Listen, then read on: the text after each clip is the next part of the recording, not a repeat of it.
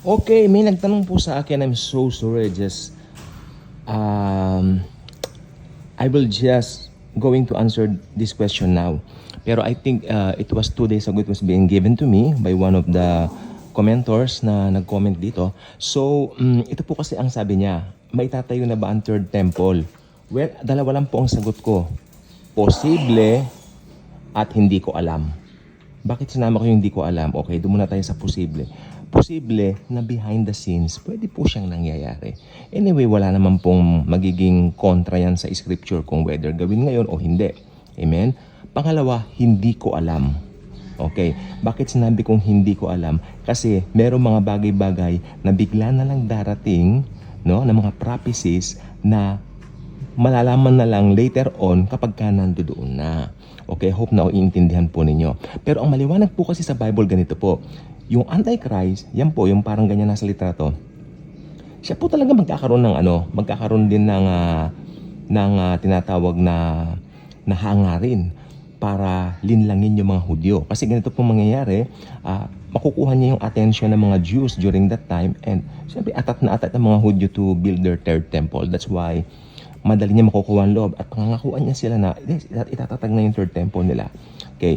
Pero may nakalagay po sa Bible na hindi lilitaw ang Antichrist hanggang nandito pa yung restrainer, which is tayo nga po mga believers. Tayo mga born again Christians, born again believers. Okay, so kung habang nandito pa tayo, hindi malalantad ang Antichrist. Kaya nga po ang conclusion ko pong talaga, we will never, ever be able to meet the Antichrist. Never. We are looking forward to meet Jesus for the very first time in our lives, no? Ever since born again tayo, ngayon natin makikita si Jesus. And we're looking forward to that in the day of the rapture.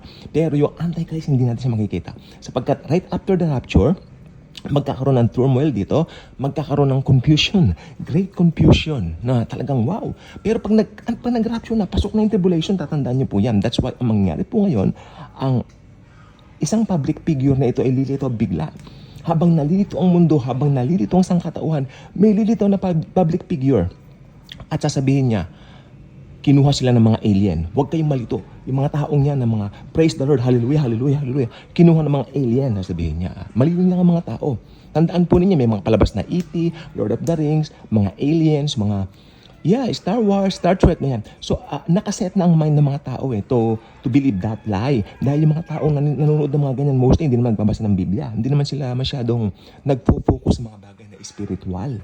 They're more focused on the natural and the world. So, ayan po ang gusto ko po sabihin. So, posible at hindi ko po alam. Okay? So, ano ngayon? Actually, may nagsasabi na dapat daw itayo yung third temple dito sa exact location na to, exact location. Hindi! Alam nyo, kahit saan pwedeng itayo yan.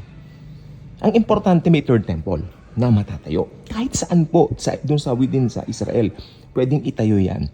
Kasi ang point dito, magkakaroon ng offering. At ayun ang ipapahinto niya. Tandaan po ninyo, bago tumapik o pumasok yung Great Tribulation, papanik siya doon sa temple na yon at ipapahinto niyang offering. At ang pinakamasaklap, ito pa yung binabanggit ng Biblia na kalapastangan ng walang pangalawa, gagawin niya. Sasabihin niya, ako ang Diyos na makapangyarihan sa lahat.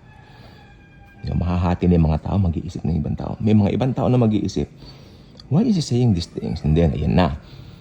Sasabihin niya, kailangan kayo magpatatak ng ganito.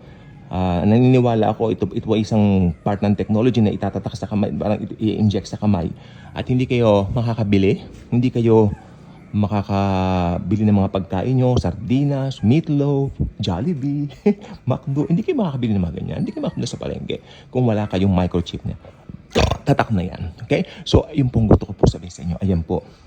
Pagka itinanghal niya na, alam niyo ang tawag ng Biblia rito sa Biblia ng Tagalog? Meron ba kayong Biblia ng Tagalog? Ang Biblia, 1901, maganda. Ang tawag sa kanya doon, kalapastangan ng walang pangalawa. Ibig sabihin talagang walang katulad na kalapastangan. Alam mo, lalapastangan niya ng Panginoong Jesus. Lalapastangan niya ang Diyos mismo doon sa templo. Walang gumawa mga Hudyo yan. Yun lang Antikristo. Sapagkat ang Antikristo ay isang hentil. Okay? Isa siyang Gentile. Naniniwala po ko, siya po ay part ng UN at siya po ay Europeano, no? At so malapit na po talaga maganap ang lahat ng ito. Pero huwag tayong matatakot dahil maitayo man o hindi sa panahon natin ng Third Temple, ito lang gusto ko sabihin, matatayo at matatayo ito. God bless.